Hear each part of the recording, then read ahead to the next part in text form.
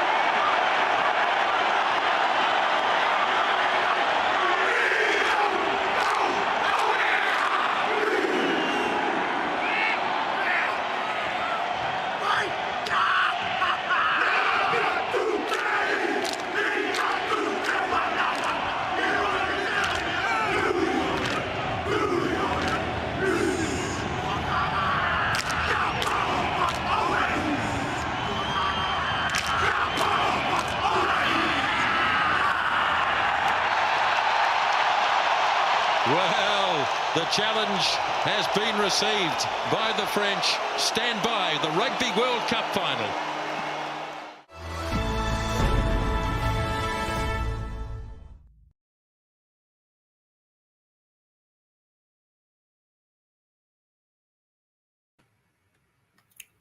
All right, so ladies and gents, what you just saw right there was a war dance, mostly performed by the Maori people and other Polynesians. It was done in ritualistic times before they went to war, and now it's a symbol of culture and pride that many Polynesians do before sporting events, just things that they find near and dear. And again, that's going to be our introduction to rugby. So when we talk about rugby, and particularly this HBCU Classic, we have to talk about, my brother from back home, Gift Egbelu. Now, oftentimes when we look at HBCU sports, most people want to talk about football, which is also a form of rugby, by the way, originally, basketball, track, and maybe even soccer. But again, we have individuals like Brother Egbelu who have been promoting the sport of rugby to the urban community for growth and leisure and even competitive matches. Now, before we bring on Mr. Egbelu, I want to show you a video that's going to talk about the growth of rugby in this country, in particular in the HBCU realm. Rugby has long been popular overseas. Now it's getting more of an audience in the U.S. And groups at historically black colleges and universities want to add the game to their schools' lists of official sports. CBS News' Skylar Henry introduces us to a Howard University sophomore who founded her own team. Several times a week, these young women from Howard University hit the pitch, perfecting their technique and form. I love the physicality of rugby. I like to go for the ball. I like to be intense, and rugby is a sport that celebrates all that intensity. Captain and founder Takunda Rusike wants to elevate her intramural team to a sanctioned NCAA program. And what would that mean? Does that mean more funding? Pretty much anything that we have, it's like we've gotten from outside sources. Our hopes are as time goes on and we get more rapport that we would be able to use some more university resources. Go! The 19-year-old's push is backed by groups looking to bolster rugby in and around Washington, D.C., especially among historically black colleges and universities. There's about 900 rugby clubs at colleges around the USA, and there's only 2 at HBCUs. Howard alumna Kirill Guthrie now lives in Sri Lanka, contracting with the State Department. She uses her love of rugby as an icebreaker in her travels after years of playing herself. Guthrie created a foundation to get these teams up and running. Help them pay their registration dues, field fees, referee fees, and any kind of monetary needs that they need, so they don't have to focus on fundraising as well as playing. With momentum at every turn, recruiting athletes was easy. I would say right now we have a solid 25 to 30. And Rusike wants even the littlest athletes to take notice. I hope that other black little girls who play rugby know that there's a spot for them at Howard. Their goal is to keep winning, both on the field and off. Skylar Henry, CBS News, Washington. Thank you so much for tuning in. Again, I'm Jamar Harp, and this is Sports 101, a show that talks about sport beyond the X's and O's. Now, we do see, just like other sports, and most of them, particularly soccer, how we lack representation in the rugby community. But before we get to our special guest tonight, I want to basically show you guys what rugby is. Now, the name comes from a town in England where it was founded. So more or less it's like association football. They call that soccer now, but everything really comes from the same umbrella, including American football. So before we bring our special guest in, I want to show you a quick 3-minute video on basically some fundamentals and some concepts of rugby so you can understand what we're talking about during the presentation. A brief history of rugby union. Rugby originated out of an early form of football. Not like football as we know it today, but a much cruder form of the game, full of rough and tumble, with no limits to the number of players on each side, and not too much in the way of rules. Players were allowed to catch and kick the ball with their hands, but they weren't allowed to run with it, and that was pretty much it. Legend has it that in 1823, a young lad by the name of William Webb Ellis didn't care too much for this rule either. And so, during a game of football at the rugby school in the town of Rugby, Warwickshire, England, caught the ball and ran with it towards the opponent's goal line.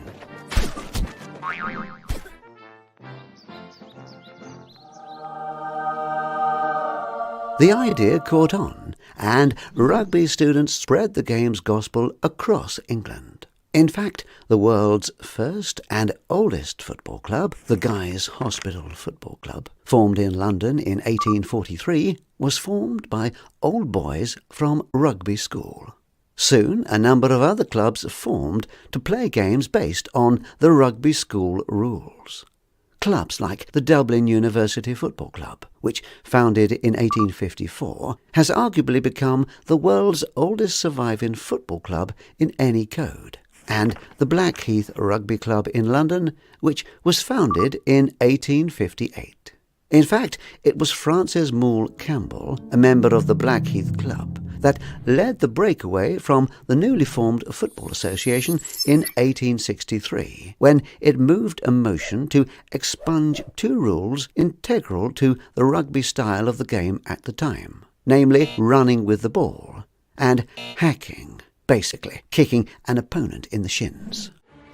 Campbell argued that hacking was an essential element of football, and that the rules that the FA intended to adopt would do away with all the courage and pluck required to play the game. He feared that they would destroy the game and all interest in it. In protest, he withdrew the Blackheath Club, and other rugby clubs followed this lead and refused to join the Football Association. Instead, they formed their own association, and on the 26th of January 1871, in a meeting attended by representatives from 21 clubs, they founded the Rugby Football Union. And what of that young boy that legend says started it all way back in 1823? Well, aside from a statue and a plaque at his old school in Rugby, which reads, "This stone commemorates the exploit of William Webb Ellis, who, with a fine disregard for the rules of football as played in his time, first took the ball in his arms and ran with it, thus originating the distinctive feature of the rugby game, AD 1823. The Rugby World Cup trophy just happens to be named after him. The Webb Ellis Cup, colloquially known as Bill, is awarded to the winner of the Rugby World Cup."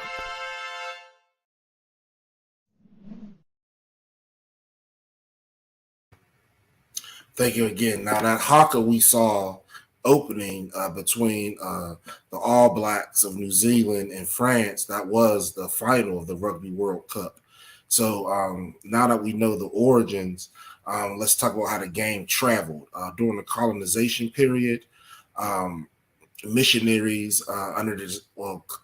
colonizers under the disguise of missionaries brought the game to South Africa, and it spread through the continent that way. If you look at South Africa and their rugby team, the Springboks in particular, when Nelson Mandela first was released and became president, that was a point of contention in the country. Number one, the integration of the Springboks, and would they change their flag, colors, songs, etc.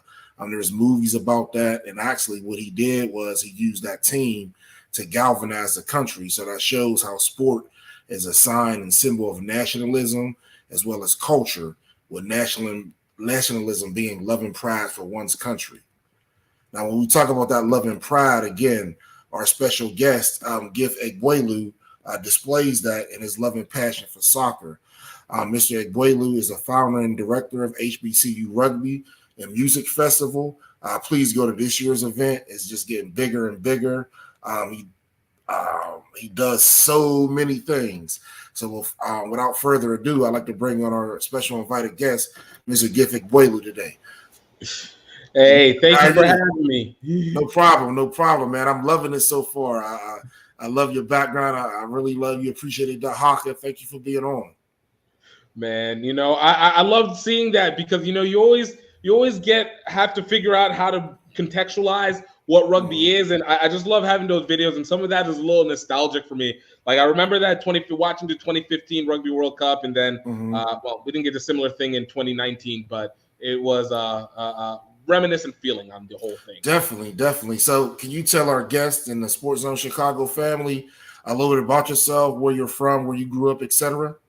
Yeah, so my family is originally from Nigeria, but I was born in State College, Pennsylvania.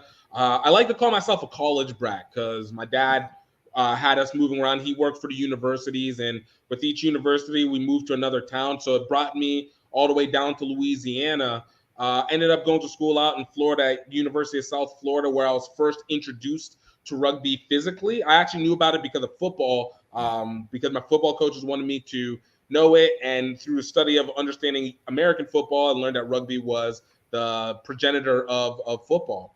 When I went to school, dorm mates, they played rugby. But at the time, I thought rugby was just the archaic sport to football. I didn't think that it was something that people played anymore. It was just like the equivalent of doing a medieval cosplay. You know, it exists, but it's not really a thing. Like jousting, yeah. Exactly. But little did I know that after I graduated and returned back home to Baton Rouge, I ended up watching a little TV. I was watching NBC, happened to catch rugby, and what I would end up finding out is the rugby sevens tournament, and looked at them and I was like, oh, these guys don't juke. I was like, it'd be funny if Baton Rouge had rugby, because I was pretty sure Baton Rouge wouldn't have any rugby. There's nothing in Baton Rouge. But lo and behold, I learned Baton Rouge not only had rugby, but had rugby for going on 40 years at that point for both the university, LSU, and for the men's club for the city. So I thought maybe, okay, I checked out their website and I was like, they're probably defunct club, because, you know, there's always dead websites everywhere. This is early 2000. This is 2009. And went out to the practice, as I mentioned, and the guys were out there. So I told them, they were like, hey, you should come play. I hadn't been mentally prepared for it because I thought they weren't going to exist. But the following week afterwards, I started playing, and, you know, history just kind of took on from there. Went from playing and distributed out from that point. Now, you talked about rugby sevens versus traditional. Can you let our viewing audience know the difference between rugby seven and the traditional game? Absolutely. So rugby has a couple different codes. Primarily, whenever you hear the term rugby, it actually is meaning rugby union. And rugby union is often defined by 15 on 15, or what we'll call rugby 15. So 15 people on per side, and you have your split between backs and forwards. Now, rugby sevens is basically a condensed version of that same game. And it's exactly as it says. Rugby sevens, 7 on 7. It is 7-minute halves, 1 minute halftime, played on the same 70-meter by 122-meter field. And so basically it ends up becoming a game that's become a high-speed game, and it's now more popularized because it got adopted back into the Olympics back in 2009 and revealed for the first time since the early 1900s back in 2016. So we've gone through our second rotation of rugby sevens, but rugby 15s is defined as basically your standard version of rugby, which you know, if you're a bigger guy, this is your preferred one. If you love good speed, fast paced, rugby sevens tends to be your attracting one. Now, you talked about the differences and the dichotomy of union and rugby sevens. Which one do you think would gain more notoriety in this country to kind of push for airplay with the already traditional sports and compete against soccer, which is up and coming? So it's an interesting, I love that you asked that, because it's kind of interesting. With rugby sevens, I think it's a much easier game for people to grasp onto, but it's a harder game for people to create a specific team loyalty, which, you know, typically when it comes to sports is what we do. We see our players come in and out. And of course, we get to know our players, but we have a condensed version, and we want to see something that isolates the game into it. So when we watch one game, we see 1, 2, 3 things happen and done. But rugby sevens gives you kind of like a teaser of everything. You'll usually see it played in tournament form. Typically, it's going to be at the highest levels, 12 teams per tournament.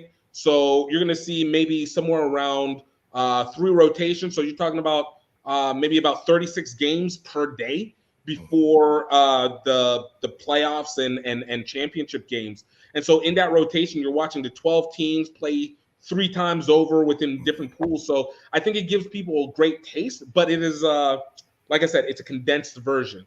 Rugby 15, I think, actually has a greater long-term effect where people can actually settle into regional teams. They can actually settle to actually find the stars, and they can see a greater depth. It can come off like a slower, more chaotic game. So it's harder for people when they first do it, but as you settle into it, it makes much more sense. And I think from there is where people can then kind of make it a generational affect. Now, one of my hesitations with union was I always thought people in this country would associate it more with American football due to the nature of the game. Like you said, it's a start and a stop. And, you have to stand over and then throw the ball backwards. It's sort of like the game everyone grew up playing, Fumble Annie, or so many different names for it. And, get that exposure, attraction to move up, especially with the concussions and the violence of union rugby. Do you think that'll ever take the place of American football, or there'll be a paradigm shift? I honestly, I don't think it'll take the place of American football. And to be honest with you, I don't think it needs to take the place of American football. Mm-hmm. American football is something that is a cultural lexicon. And, when it comes to, you spoke on it when it came to the development of rugby and just sports in general. Nationalism typically has a higher play than just anything else. But I do think that rugby has a place that can actually rise up into that big four for a few effects. One, I think there's a similarity that people can recognize with American football. I think we're a country that deals with aggression, and we deal with conflict in a way that's very natural to our attitudes here in this country. Mm-hmm. And so the aspect of rough contact sports is not foreign to us by any means. But I think it's different enough where it doesn't feel like it's an amalgamation of pro football. So, unlike what you'd get from like a USFL or what you got from any other, minor league football, you don't feel like you're getting the worst version of another sport. It's completely different, just similar. I think something to the effect of what one could figure from boxing and UFC. You can find your whereabouts. The other factor of it is, I think, especially here in the States, when it comes to competition, we love competition of country to country competition. Regardless of what our feelings of the country are in any one set in place, but we do love to be able to say we rep some country, and we like to impose that on another sport. We say we got the best athletes in the country. We like to see it, and I think rugby gives an aspect where we can play in a context that we're familiar with aggression, in the field play, within the scoring, but we are able to see what we can do against other people. Right now, we're still growing and developing, but we've come a long way than what we were 20, 30 years ago, and seeing our development grow. But being able to have that international mobility, I think, changes the way also that we would be able to do, because this world's getting smaller, especially with social media. And then the last aspect is, even though rugby is an older sport, it is actually a much more younger developing sport. And in terms of how it deals with economics and marketing and representation, et cetera, like that. So I think there's a lot to be able to develop out from that will grow rugby into that big four, big five range. Okay. Now, speaking of representation, we know most sports, due to the systemic racism that this country was started off in a more homogenous state where only for Europeans. But right now, we see soccer around the globe is an African sport, even in Europe, except in America. So can we talk about why is rugby so white?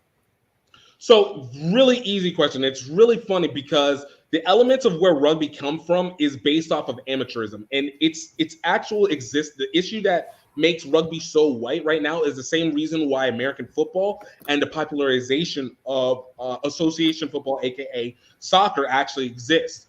Because the idea of amateurism came in, and basically at its base, they shamed the idea of making money and made it more difficult for people of lower economic states to be able to play consistently. And of course, elite people then subsequently are playing more. The other part of it, and coming out from Europe, this is what generally happens. You congregate within private schools, and that's what happened here in the States. Most of rugby transferred over into parochial schools, aka Catholic schools, et cetera, like that, and they became more recognized within private schools. But because of the fact that it didn't transfer out, because there wasn't really an upward mobility for rugby, except for to quote quote play for the love of the game, people would not naturally gravitate to that whenever you're putting your body on the line every single week, all the time. It actually created an division in rugby itself, creating what's rugby league, which created its own professional. While it's not as big, but developing.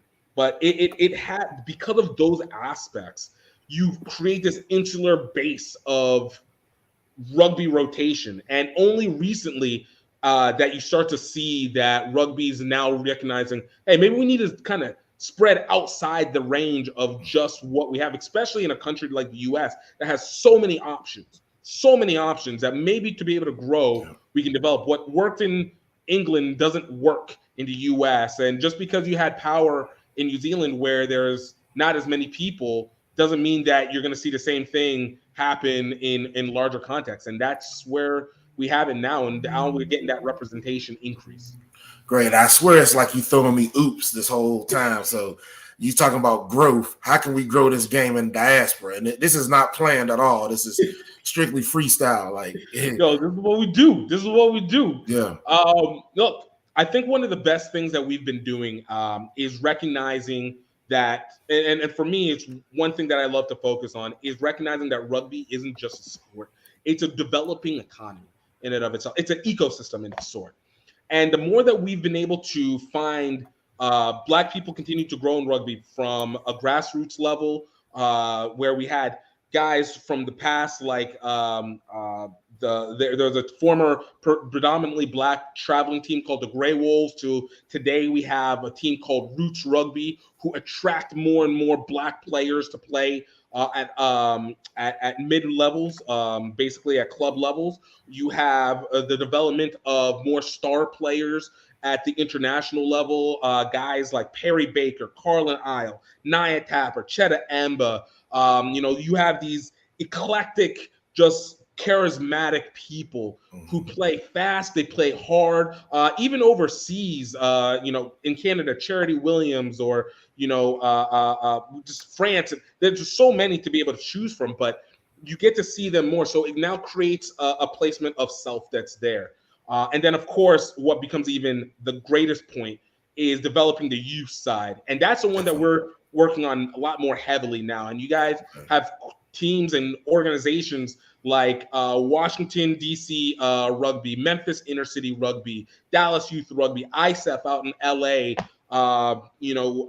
St. Louis Inner City Rugby, and these at Jacksonville. I don't want to mess any of my guys up, but definitely. All these guys are creating creating roots inside the community, and it continues to grow. And they show that not only is rugby something that's just a sport that you can do that's different than football, soccer, football, track, basketball, but it's a sport that can actually take you out of your area, not just your region, not just your state, but out of the country, and find this amalgamation of people that create this fraternal network. So within the community, we're starting to see those elements become revealed. And now we're trying to bring the culture into rugby, as opposed to just let rugby culture fill itself. But we're bringing that other side that actually puts a foundation of what American culture is as well. And that's how I believe we would grow inside the community most. Fantastic. Now you talk about that growth.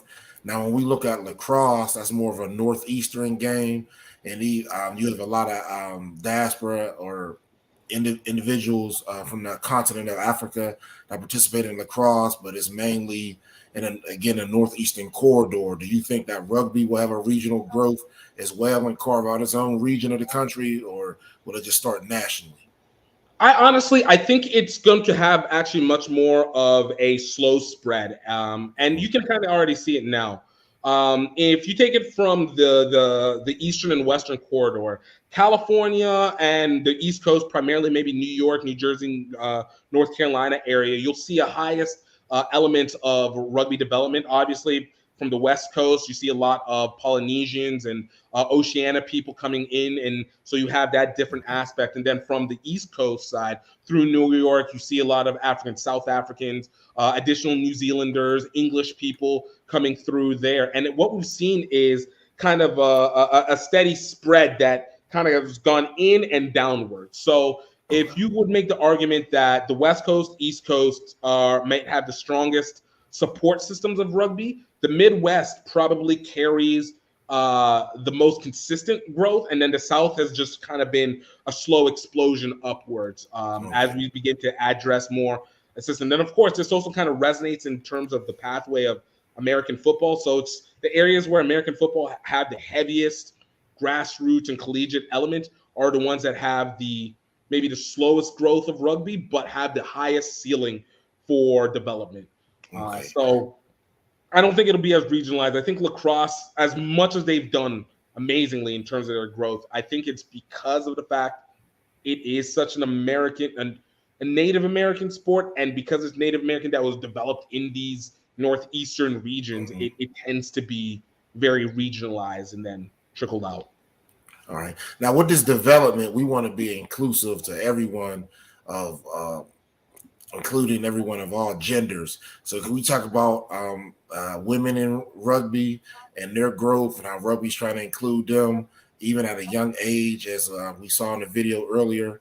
And to me, I think that's important because if you look at the way women grow, basketball obviously creates a lot of injuries as the hips start to flare out and jumping up and down.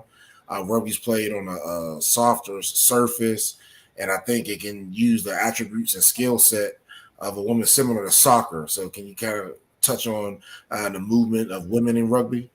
Yeah, absolutely. Look, I'll always say this. When it comes to women in rugby, that's actually the secret ingredient that will actually explode rugby beyond some of these big four sports.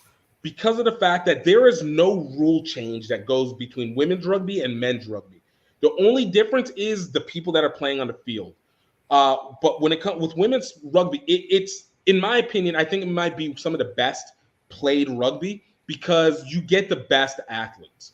And reason being, there's just not an extensive amount of contact, especially team contact sports for women. You have basically hockey, which is segmented to money just because of equipment and having to use the ring. Field hockey isn't popular here in the U.S. Or you have fight sports, which has its own kind of arena, and that's an individual aspect. Outside of those, you don't have a team contact sport that matches out. And I think what we've seen is a lot of women starting to find their way in. Like some of the women I mentioned before all started from other sports like soccer. Cheta Emba was a collegiate soccer player at Harvard. Naya Tapper was a former track star at North Carolina, University of North Carolina. And you kind of see them come into rugby and just really thrive because you get to see their highest competition. And now, with New Zealand, who's bringing in their women, Fiji women continuing to rise and explode, England women continue to grow. So the competition becomes really fierce, and you start to now see more and more girls starting to want to play because it takes away the stigma of saying that if you play rugby, then it's a masculine concept or something like that. And the reality is, it's just like, no, you're kind of a badass, to be honest with you. And you gain a different level of confidence with it. I've seen it in this country and outside the country. And so the growth of women's rugby just changes the game for how we are able to affect the population, including the spectators that come into it. Definitely. One of the things I correlate with women's rugby is the influx. If you see a lot of the countries outside of America, they'll take their sprinters that don't qualify for the Olympics and put them in other sports. You start to see them now in the Winter Olympics for bobsled. You'll see some track athletes even go to soccer even. And with America doing that, I think they can take the influx of women's basketball players, soccer players, and just people that may not have been doing anything and probably field the best rugby teams due to the differentiation where you can have small, short, you can have, defenders, you can have each position available. Exactly. That's it in a nutshell. And again, one of the advantages of rugby is that it has there's size position for everybody. As much as people see big rugby players and in terms of their screening, the rugby player size aspects definitely vary and actually have very specific uses if need be. Just like volleyball. Yep. Exactly. So could you break down those positions for us real quick? Absolutely. So we're going to take it from the position of rugby union, rugby 15s, all right? Because that has all the positions. So if you have it based off of 8 people who are what you're called your forwards, 7 people who are called your backs. Forwards are your biggest guys, your strongest guys, your power guys typically. So you start off with up front, you have two props. These guys are sometimes your equivalent of NFL tackles, NFL tackle guard mixes. Their jobs are to be able to clear out defenders from their players if they're getting tackled, create push to be able to return the ball, etc., like that. In between there, if you're looking at what we call a scrum, and people have seen it where the two sides are kind of colliding into each other, it's called a scrum. In between there, you have your hooker. Their job is to grab the ball whenever it's fed in through the scrum, get the advantage on the ball from there. Behind them are typically your tallest guys. They're called locks. The locks are there so that they can, one, create additional push in the scrum. Their job is to, what we have is called a line out, which basically is like a jump ball off of the out of bounds zone. They usually are used as lifters or to be lifted to get the highest point in the ball. And of course, are just great for creating short bursts, particularly just because of the length of their legs and their size, making them more difficult to tackle. From that side, you have on each side of the locks, and then behind them, you have what's called flankers. Now, flankers are probably your most agile, most mobile, and most versatile players. I say this also as a former flanker, so I might be a little biased. But you have your flankers who their jobs are basically to be the middle ground between the backs and the forward. They need to clear out like the forwards. They need to create tackles like the forwards, but they also need to be in position to be able to receive the ball like a back. They need to be able to direct the traffic a little bit whenever the lines are being set, whether on offense or on defense. And then, of course, behind them is the 8-man, who definitely is just like a clear-out person. They're another form of a flanker. They're typically just bigger, and they're almost like another secret weapon. Think of them like a tight end in essence. They kind of work to be a little George Kittle out there for people. From that point, you have your scrum half, whose job is to take the ball from the inside the scrum, inside the rucks, and distribute it out. Get it out to the backs, get it out to the other players, and just make sure they're low-key your quarterback. I'll say quarterback half, because the next player up is called the fly half. They wear typically number 10. They are the beginning of the backs, the speedy guys. They are considered the quarterbacks of the back. So their job is to distribute amongst their speediest players. Whoever they need to get to, it's their job to set it all up. What you have after that is called centers. You have your inside center and your outside center. These guys are your bigger, speedy guys.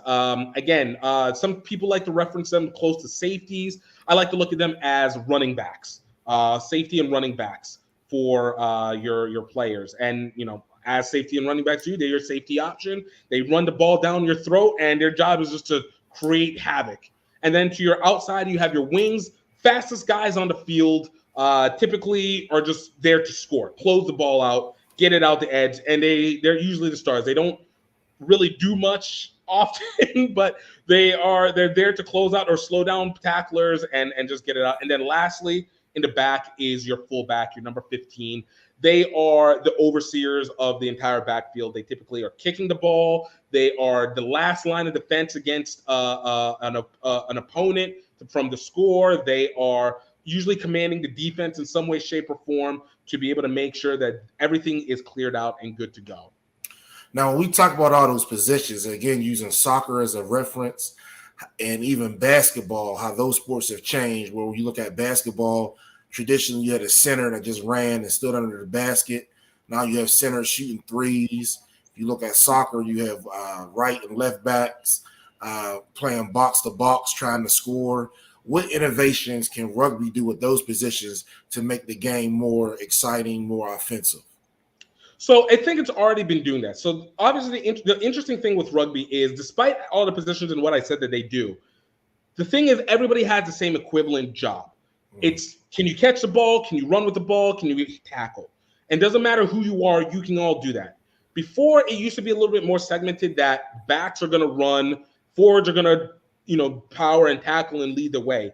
But what we're seeing more and more now, especially as the game has gotten speedier and guys have gotten bigger and faster, is that even your forwards are becoming more integral parts of your offense. The backs and wings are becoming more integral parts of the defense. They have to be more effective in these elements and these lineouts and these lines so that there is greater equitability in how you can set up your play, because rugby is a chess match in a lot of senses because of the fact that You have to make the play on the field. You don't get a preset play like you might with football, but you similarly to kind of how you have with basketball. You might have an idea of where you're starting with, but you have to manipulate it to get to where you want to end. And the best players and the best teams really end up learning how to manipulate it where everybody is a function of both the score and the defense. So I think it's not so much what do we need to as much as it's continuing to develop into that way. Okay, thank you.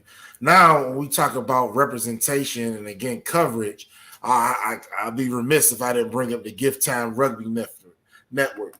Can you please talk about your network and what your aim is and the type of coverage you have? Everyone, please follow the Gift Time Rugby Network, by the way. Thank you so much. So look, the Gift Time Rugby Network was something that I started initially as a pet project.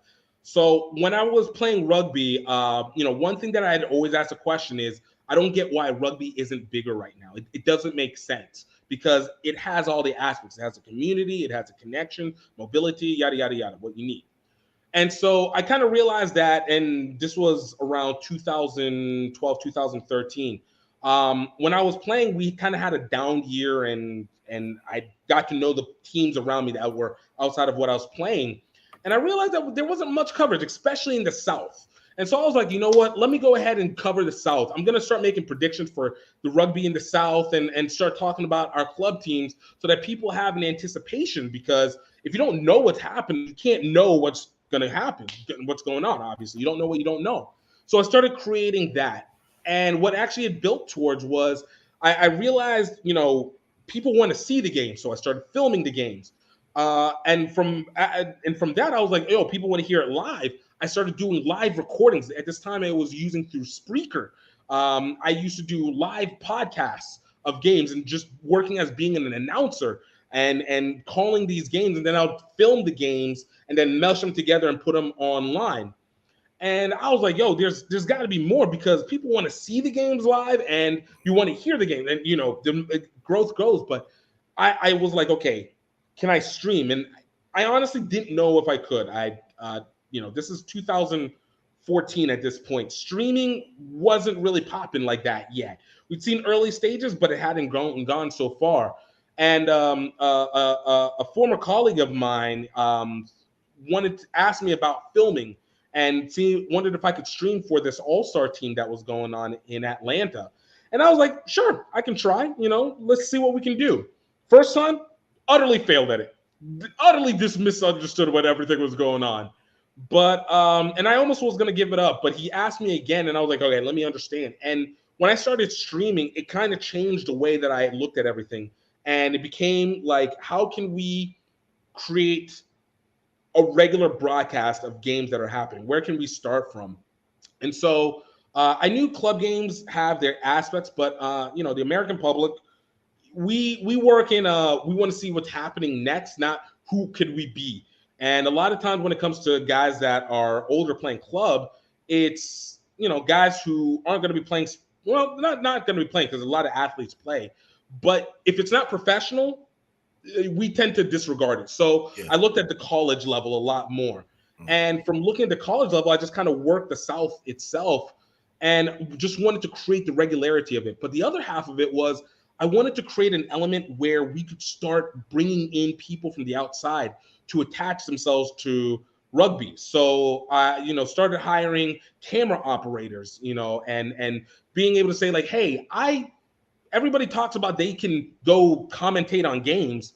All right, here, I'll give you a platform. Go commentate on this game. You can do it on my network. I'll do the marketing. I know how to direct this.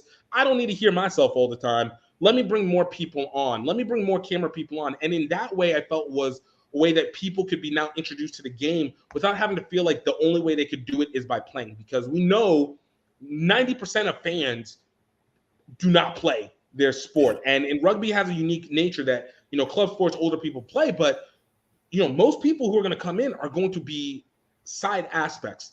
And in doing so, it also creates the ecosystem. And I wanted to continue to create that ecosystem of rugby. So we bring in the camera operators, we bring in the announcers, we bring in now directors. Now we can start actually having people do analysis on the games afterwards, because now we're getting footage of these games, and now we're getting to see more and more regularity in terms of people getting talked about, because now the players, we get to know names, we get to have the rosters, they're in permanent places. People get to see actually the duration of their career grow. And it kind of started to build up from 2014 to the current. And really, 2014 to 2018, I think, saw its greatest growth. And that was that edge. So Griff Town Rugby Network wanted to be a part and kind of help develop in that, especially here in the South. And it created a lot of my connections within it, because exactly.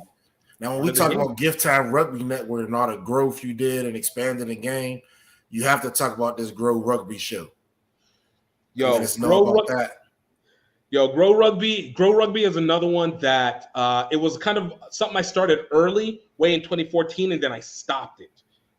So initially when I did Grow Rugby, again, from Louisiana, like I was born in State College, raised a little bit in Iowa, but I claim Louisiana because I've been there for 22 years. But Louisiana, I wanted to be able to, again, show what rugby was in the South. And initially it was just doing news reports. So I'd go to places, run clips, run the highlights of games that I did, run the highlights of everybody's stuff. And it was great for a little bit, but when I started streaming, it became a little bit more difficult. So when I brought it back, brought it back as a podcast. And instead, I wanted to really highlight Black and brown voices, particularly in rugby, because of the fact that we're still in this apex point where, you see there's more Black players than there was even when I started playing. But, we still weren't hearing about so much of the up-and-comers, or not even just the up-and-comers. We weren't hearing about the people who were elite. Like, we started getting little bits of people, like we have I think she's the GOAT, Hall of Famer, Phaedra Knight. She's a World Rugby Hall of Famer. She's an HBCU alumni and just dope person, just lawyer, businesswoman, everything. So it was basically her. She was almost like our I don't want to say MLK, our George Washington Carver kind of situation. Like, you just hear Phaedra, but you didn't hear much about anybody else. So I was like, all right, let me go ahead. And luckily, the rugby world, and having done a lot of work, is a really grounded and grassrooted. And I started talking to these people. Got to talk to guys like Ram Eddings, who ran the Grey Wolves back in the 90s. First all-Black touring rugby squad in the U.S. Got to talk to good documentary gift. Yo, I'm telling you, like, it became this access point into a different set of history and getting to know people. For me, it was, I just got to know people and got to know more rugby people than what was directly in front of me. But what it ends up really being is like kind of a documentation of what people are doing and getting an actual stance for people who don't get talked about until you show them. And then people are like, oh, I remember. And then I started using it to access people overseas, because it's like, it's not just the US, but this is the same issue happening in the Caribbean, happening in Asia, happening in the African continent, and happening in South America. And it was just like, yo, you get to now talk to these people in Canada, got to talk in the Philippines, in Brazil here, in over in Trinidad and Tobago, Jamaica. And you just kind of realize the heftiness and the breadth of this rugby network and this fraternal nature where everybody kind of understands the problems, but they have the same love and they have the same goals. Goals, exactly. And you realize, yo, we're really all facing the same thing. And that's significant whenever you're saying you have a world element that's growing this game together. So now there's not a factor of, okay, yes, there's better teams in this, but yo, we can all get up to this level. Like, the difference isn't that significant. It's time and money. So if we're all doing this, yo, let's go do this together. And it just opens up the world into a different way. And I love it. Now, when you talk about that community, that growth, that everyone wanting to come together and to see this game grow, can you talk about how those feelings embarked on you creating this HBCU Rugby Classic and Music Festival that's growing year by year? Absolutely. So the HBCU Rugby Classic was, it kind of came together when I found out that HBCUs had rugby back in 2015. And I went to Atlanta and saw Morehouse had it. And I had learned that Florida A&M at the time had it. They don't have it right now. They need to come back. But I was like, yo, there's HBCUs that have it. Literally a year later, 2016, found out that Prairie View A&M in Houston had rugby as well, too. They'd had it for about 3 years. Morehouse had it for 4 years. When I met them, was 3 years at that point as well, too. And I was like, yo, we need to be able to get this. And also during that time, you know how I said with the Gift Time Rugby Network, I wanted to bring other people in. I started wanting to create halftime shows for these rugby games because, you know, there needs to be aspects that brings people in who don't know the sport but have a connection to it. And so I've been running it in Atlanta, and I'd run it in Austin, Texas, and I'd run one in Mobile, Alabama. And it wasn't coming quite right. And I was like, I can do something with this, with the HBCUs, because in my belief, not only are HBCUs a requirement that they need to be part of rugby, but they are literally the foundation, in my opinion, a foundation of legitimate American culture, in the sense that it was born in America, it was created in America, it was created by people who built America. And hence, if you want to create American cultural rugby, you need to involve them directly as a part of it. It is not a borrow from all these other people. They are a complete aspect of what you want to do. And we see this with football and literally any other of our major sports. But I also wanted an aspect where these HBCUs were going to be able to could take advantage of bringing in an influx of international rugby players who want to come to the States and want to be a part of it. And I know a lot of people have an aspect of wanting to kind of segment away non-Black people from it. But I also am a big believer that Black foundational cultural elements need to absorb other people's elements. Broadcast and talk, yeah. Exactly. Like, this is a foundation too. It's not, this is Black college and this is other. No, this is an American college that has a foundation in Black culture. You can be able to absorb yourself into the Black culture without being able to be. Now, one of the things I like about that gift is I go a step further, and I always use the word African culture. So being a historian and even going through history, I like to show people and point out the different things, like pizza, for instance, is an African food. If you look at okra in West Africa is king gumbo, and gumbo is one of the main components. So if we are able to teach other cultures like they do us, that this is their culture, this is their food, then we can not only market it, but sell it, because everyone sells their own culture. Exactly. And it can be claimed ownership without having to lose that dilution or that happens so often. Exactly. That was my thought exactly. So I was like, how can we can bring this together? The elements are already there. And then it just happened to be that Morehouse and Prairie View A&M are relatively about the same distance away from Baton Rouge. I guess Morehouse is a little bit further, 7 hours versus 4. But they're distant. The middle ground is basically about the same area. So coming to Baton Rouge was a natural spot for it. And it was something that had been just in my mind. It took me 3 years to really get to it. But, I was so happy. And I'm not going to lie. It was probably the first time was probably one of the hardest things I've ever done, because while as much as it was something that people looked at or thought was a nice idea, I got so much pushback because it was such a new concept. And it's kind of wild now because we're seeing so many HBCU rugby programs grow since 2018. But it was just, I don't know why it never was something that got pushed up more beforehand. But I think it's just because people didn't know. I legitimately doing the HBCU Rugby Classic, I always thought HBCUs were a normal thing because Baton Rouge has Southern University. Mm-hmm. We got Grambling up north. My dad used to go to Alabama A&M. So I'm so used to being in the HBCU arena that I didn't know that people legitimately didn't even know what an HBCU was. Both African diaspora and non-African diaspora people did not know what an HBCU was. And so in doing it was a lesson in and of itself. And then you have to kind of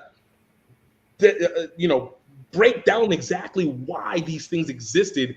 And on top of that they're not it's not Black only. It is predominantly Black, and it's Black created. So you have to have a different mindset in saying, No, you have to respect it of its own terms and enter into it, not try and amalgamate it into what you already have. So it created just a whole new era, but of understanding for people, especially in the rugby community.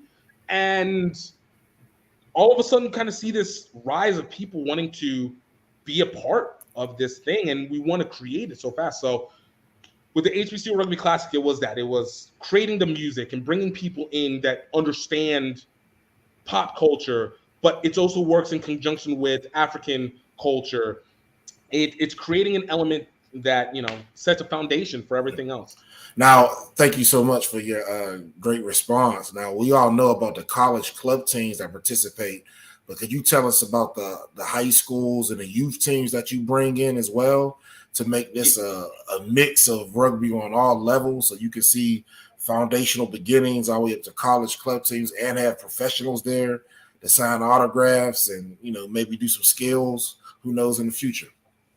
All of that is already in existence, and it's one of the things that I love the most is being able to see these high schoolers, because again, in the aspect we have to, I love my rugby people, but I think there's a lot of times that when it comes to adding Black players into rugby, it sometimes gets very simplified into, we can get faster, stronger, bigger, we're just getting more athletes, and it starts to kind of strip away some of the humanity that's there. And so with the Classic, I've always been a big believer of, I want to protect and make sure that whenever you're seeing the kid or you're seeing a player, you're seeing the player and not just the talent that they have as well. And when you get these high schoolers, you get to see just what opportunities grow just from being able to get streamed on it, being able to get talked about individually. There's guys who they played, I talk about programs like Memphis Inner City Rugby, which is a premium program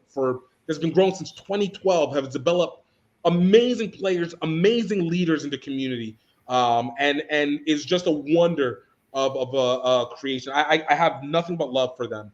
Dallas. Now, the one thing about that Memphis team is they have a lot of people on that team that if it wasn't for that team, they might not still be with us. Exactly. And that's what makes it so important, is that it changes how people run their culture. And that's what I was saying this earlier. One of the aspects of rugby is the fact that you can be outside of just your region, your state, your country. There's literally the sky is your limit. The sky is literally your limit. And with these youth programs, these kids get to see that there is so much more. It is the most beautiful thing, and bringing them in and get to see them talk with the college players and get the aspect, and the older players work with the younger players and get to talk. And it just creates a belief in a sense of wonder and aspiration that, it's hard. Even if you have your whole team that's Black and feeling like you're the only one that's playing, and you feel isolated, then you enter into this arena where you see other people who look like you, the refs look like you, the business owners look like you, the players look like you, everybody's playing high level. Like it's a different world and a different connection, and that network changes the game. And bringing them in has always been probably one of my best decisions ever. Now I will fight day and night to have them. I agree. Now, outside of that, you've also brought in a lot of poets, rappers, singers, dancers, and performers that have used this festival to try to launch their music and entertainment careers. Can you speak on that as well?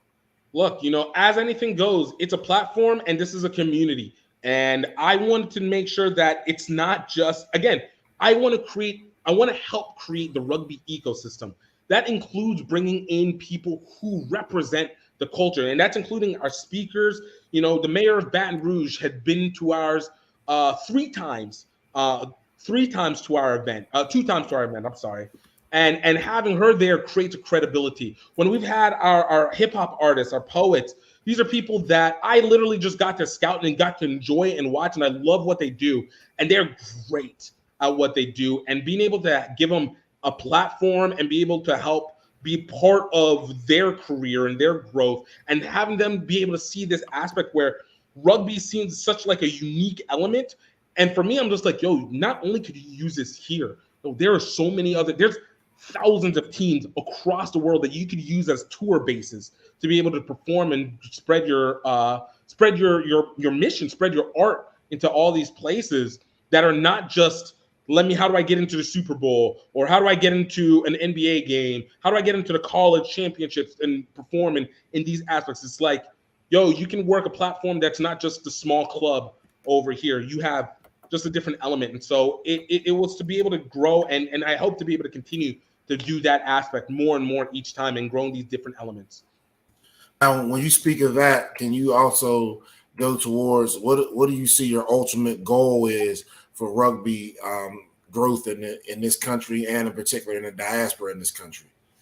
You know, I've said it once and I'll say it again. This is all about creating the rugby ecosystem. I think the gameplay is great. Gameplay is great, and I want more people to be able to play the game. But what I really want is the rugby culture to be able to get developed even more and more. And that aspect of rugby is the one that keeps me in it the most. And for me, it's like over these next years, I want to be able to see more Black and just African diaspora people coming into the game. I remember when I went to the Rugby World Cup in 2019, and while there were African people who were working for other companies, I was pretty much the only independent media person for the Rugby World Cup. Something that happens every 4 years, receives millions of visitors and views every year, every 4 years. And I was the only one of two independent Black media people. I want to see more of us. I want to see more of us as announcers. I want to see more people doing analysis off camera. We're starting to see a little bit. Guys like my boy Lance Richard, freelance. He'll know himself. But you get people like the Granbys who create these teams, and not only create teams, but they're creating education systems with Roots Rugby. And you just see these people develop their own aspects and create their own independent cultures of rugby, connected into rugby, still maintain the authenticity of themselves, and it gives people a chance to grow out into these different regions. And I'm just continuing to hope that we're seeing more merch developers. I want to see more. When I say analysts, don't mean just people who talk about rugby. I want data analysts. I want more videographers, more highlights people. Like, there's a whole business element of rugby that has not been tapped in because there was so much hesitance to the idea of making money in rugby. And now I think that we can do it, and do it something that we couldn't do with American football because we came in too late, couldn't do it with soccer. And the same aspect because Europe is just so crouched down into it. We haven't been able to we're trying with basketball, but it's ownership. Ownership is the name of the game. And I think rugby has a place to do it, and that ecosystem can grow within our African. And that's exactly where I was going. So do you think systems things put in place like your festival that are contributing to this rugby ecosystem can catch the eye of maybe a basketball, football player, and they'll be starting to own these teams again. So that way you'll see that vertical integration from the bottom up. Can you kind of see that, or you have any plans to market to professional athletes to become similar again to what soccer is doing? LeBron James owns a portion of a Premier League team, a few others. Do you see yourself and others marketing to these athletes? Hey, let's get into ownership in this up and coming sport. 100%. We actually kind of already see it now with in the U.S. we have at least a professional rugby league called Major League Rugby, and I forgot the name of the New England player that has a partial ownership of the New England Free Jacks that's based off in Boston area. But it's still the early element, and I don't even think that people need to be limited to a league in rugby, which is kind of a unique aspect. When you have touring teams, and again, when you have thousands and thousands and thousands of teams in almost every single country in the world, you have tournaments in majority of the countries around the world, you can take a team and be able to use that as your own marketing tool, or use it as your a means of being able to create professionalism without having to be limited into an international aspect or international league aspect, or even the professional league, and still be professional, still be able to carry a momentum and play all these kind of big time players. I think it legitimately is capable here, but I think people are still, again, learning about rugby. And this is where people like myself, as you had my homie Kirill Guthrie and the Granbys and, all these guys outside of the rugby, just in all these aspects, they are creating the information that puts it out there to allow these unknowns to be able to enter in. And we're seeing the investments. Like right now, American investors have already put into the New Zealand All Blacks. They own 60% of the 40% of the New Zealand All Blacks. They own the United Football League, United Rugby League championships in France. Like, it's starting to go there. We don't need to be behind on that. It is something that we can legitimately do. We can legitimately organize. Everything is still in this slightly Wild West aspect. And it's a time. It's like goldmine. This is Apple in the 90s. This is Google in 98. Like, you need to jump in on this while it's there. And you're going to see much more higher growth, in my belief.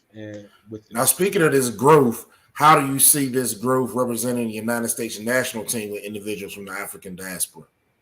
Look, we have seen more and more people being able to be part of it. Like, I talk about one of my friends, his name is Akinola Raymond. This guy is a Nigerian guy. He's been playing since he was in middle school, and he's finally getting a chance to be able to play at the elite squad. He's 24 years old, play at the USA rugby level. We have been seeing a steady growth of our improvement because we have younger and younger players going into it each time. Now that we have all these programs that are allowing more Black youth to be attracted into the programs, we're going to only keep seeing it grow more and more because of the fact that we're now no longer ignorance is not a barrier. We still have one aspect that's going to hurt us, and it's our pay-to-play model that I know it works in the concept of like with basketball, the youth basketball league. I forgot the name. AAU. Thank you. And we see it with a little bit with the camps with football. We're looking to find an aspect that's in the middle, but you need those support systems to be able to help bring some kids who just can't pay $150, $200, $300 to come play. With guys like Carlin Isle here, and I know you brought him up here, but guys like Carlin Isle who came late, and for him, his story, an orphan to playing football at Temecula State, and to find his way onto the rugby team because just needed another opportunity, and then now international superstar. Perry Baker, guy who started playing in high school, and early college, played a little bit of semi-pro, found his way back to rugby, and international superstar. So how do we produce more Carlin Isles and Perry Bakers in our community? To be honest with you, I don't think we produce more of them. I think we actually start to produce better versions of them. Okay. They're phase one.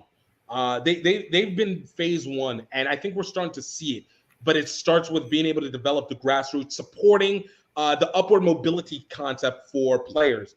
Can we get more support for HBCU rugby programs so that these HBCUs can help, or not even the HBCUs can help, but so we can create scholarship programs for these rugby programs so kids can be able to come participate and develop their academics and be able to use that to get to another level where we can get them to the pros, or we can get them to be in more professional elements of rugby and develop that aspirable direction where people will continue to drop themselves in. And of course, the passion of the game goes in first and foremost overall, because if you're not loving the game, it's really hard to play the game. Now, speaking of passion and phase one, and in particular Carlin Isles, we're going to show a quick video on him, but just to give you a synopsis, Carlin Isles, he played American football like a Division III school, found his way into rugby, and went from literally rags to riches. Now is an international star, as Gift just said. And before that, like I said, playing Division III football, working regular jobs. So that goes to show you just like how people go from track to pushers in the Olympics for bobsled and other different sports. We can do this too and transition within our community. If you play defensive back and you run a 4.6 and you don't get cut by the NFL, go play soccer or play rugby. Get picked up for someone. So just to show you how everything correlates, we're going to show a quick video on Carlin Isles. Now just think of it playing, this is backyard football on Saturday or anytime in the summer, no equipment, and watch how Carlin Isles operates. And when you watch this video, everyone's going to say, I know 10 people like that in my neighborhood growing up that play like Carlin Owls or better. So real quick, we're going to get on Carlin Owls, and then we'll get back to our special guest gift. Thank you so much for tuning in. I'm Jamar Harp. This is Sports 101.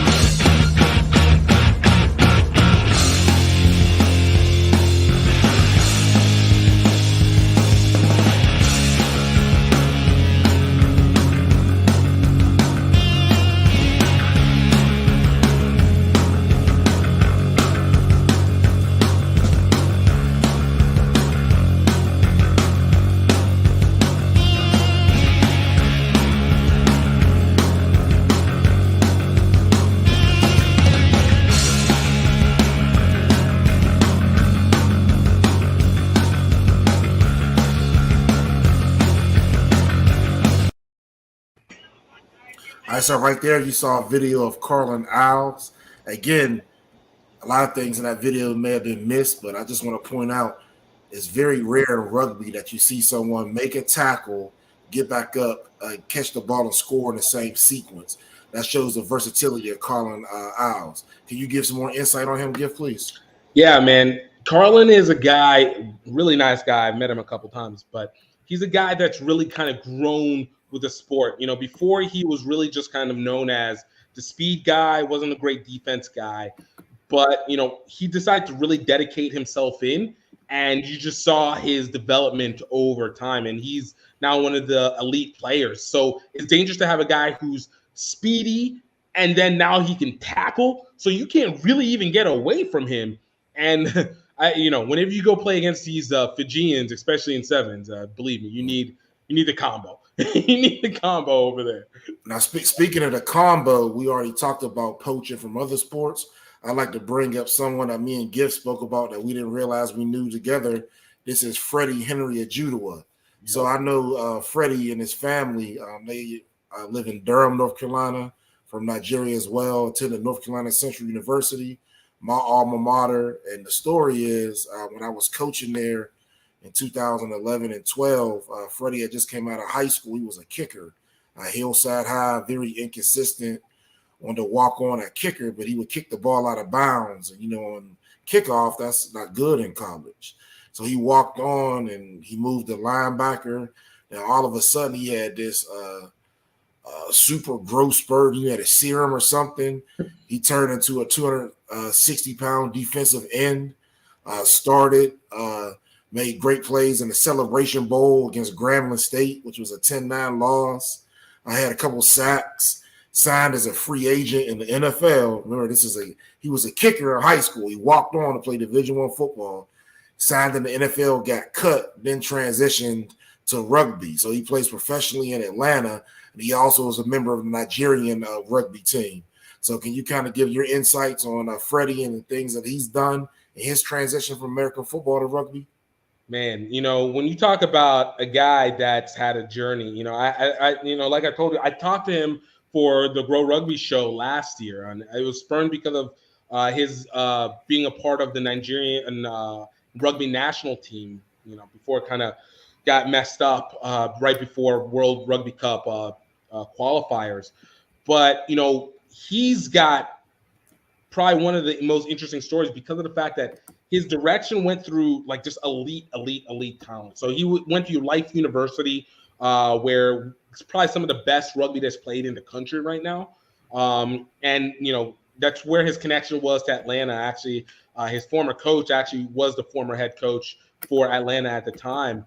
And even whenever he stepped away from Atlanta United, Rugby Atlanta, he kind of found his way traversing through with some of these other teams. Worked with Hartford Harpooners, I think did some stuff with, I want to say Tiger Rugby, or I think definitely did some stuff with Roots. But, anywhere you talk to anybody about it, he is a beast on the field, an absolute beast on the field. And from, I think, what he wasn't able to do with the Jaguars and what he was able to do at NCC, I think he's able to multiply way more in rugby because of the fact that he stands out as a talent. I mean, he's a talent wherever he goes, but he stands out as a talent and is able to just change the game. I'm can't wait to be able to put together an HBC alumni all-star team just to be able to have him come on. I wanted to do one for the Classic, but we ended up not being able to do it. But he was like, hey, if you do one, call me. Let me know. Okay. So now, in closing, could you tell us about this year's HBCU Rugby and Music Festival? What can we expect? And, just share your passion for this year's festival. Yeah, look, this one is going to be an interesting year. We had a lot of people being able to come through. Of course, we're trying to bring back in the rematch of Prairie View A&M versus Morehouse. Like, they are the ultimate rivalry that we have right now. Each one had won a game by large margins, the first two. And then now, unfortunately, COVID prevented Morehouse from coming from 2020 for 2021. And in 2020, obviously, we didn't have it because of COVID. And then we've been able to add now the high school sides coming in. Dallas Youth Rugby is our incumbent. Memphis Inner City Rugby has been a powerhouse. We're trying to now bring in these other programs from Connecticut, from Pennsylvania, from Philadelphia, from other Dallas areas, Kentucky, and just bring them in and really create the competition, overwhelming competition that deals up. So we're looking to have fun with that. And then, of course, what I consider the pride and joy, and this is all both boys and girls, men and women. Everything is equitable on both sides because I'd like to highlight all sides of it. We're continuing our second era of the international club element, where we represent Roots Rugby versus an international team. This year, we're looking to have Jamaica Rugby. We might have to end up changing that up. COVID's creating a little bit of issues. But, we're going to see. And then, of course, we want to, from the college side, Howard University coming through, as you guys saw, Howard women, Howard men as well, and bring them in best that we can. Okay, so please, after we end the show, I want to stay backstage. I wanted to finish our little conversation, but can you just give everyone, let them know where they can find you, when to come to the festival, how to, just keep up with rugby. I encourage everyone to bring their daughters. It's going to be dancing. There might be dance teams in the future, cooking contests. Who knows at this rugby festival? Because, again, it's just celebrating foundational culture in America, which has to be of African descent. And we should be proud to do that. And even though that foundation was forced, it was still done by our hands and our hands of our ancestors. We must embrace that in all elements, including sport and rugby. So could you just give a few words on that, please? Yeah, so you guys can always find information about the HBCU Rugby Classic at hbcurugbyclassic.com. You can find us on all social medias. It's HBCU Rugby Classic on Instagram and Facebook. HBCU Rugby Classic with it's CL SSC instead of classic because Twitter didn't want me to put the full classic on there. I don't know. But you can find I'm sorry, CLASSC, no I in there, on Twitter. And it gives you guys all the information that's going on, what's coming up this year, what we have, all the teams that are HBCUs that are existing right now, and any changes to the schedule or anything that occurs throughout the way. So one way or another, you guys are in the know. Thank you. So in closing of this great conversation, I'd like to give a few closing points. So again, similar to soccer and other sports in this country, the presence of rugby can change nationally as well as internationally with a diaspora participating, and that's the African diaspora. We need to focus on outreach and opportunity and also gain more participation, not only of men and women, but boys and girls. Please remember with Title IX, HBCU should consider adding women's rugby along with men's soccer to increase our participation in these two sports. I've actually spoken with, and I would encourage you to speak to him too, Gift, Mr. Raynard Dito. He just became the athletic director at Alcorn State University in Mississippi. And I specifically spoke with him about adding men's soccer. But his sentiment was you can't do that without adding a women's sport. So I suggested cycling, but I think women's rugby would be a better alternative. So everyone, please get behind that, especially at our HBCUs. I would love to see men's and women's soccer as well as women's rugby for right now. Again, thank you for tuning in to this week's episode of Sports 101. I'm your host, Jamar Harp. Thank you for our special invited guest, Gif Egbuelu. You can tune in and catch me on Twitter at Coach_Harp412 and Facebook under Jamar Harp. Please get social with Sports 101, SportsZone Chicago, and the litany of shows on SportsZone Chicago by following SportsZone Chicago on social media. SportsZone Chicago can be found on Twitter at SportsZone CHI, Facebook at SportsZone Chicago, and Instagram at SportsZone Chicago. Subscribe to the YouTube channel, search SportsZone Chicago, but more importantly, download the SportsZone Chicago app. The SportsZone Chicago app can be found on the iTunes, Google Play, and Amazon stores. Again, this was one of my best episodes with Gif Egbuelu. I plan on doing a lot of more business with him. Hopefully we can combine soccer and rugby together and get this diaspora going. But please tune in next week. We'll have another great show next Wednesday, 8 p.m. Central, 9 p.m. Eastern. Again, thank you for tuning in to this week's episode of Sports 101. I am Jamar Harp, and I will see you next week. Thank you for tuning in.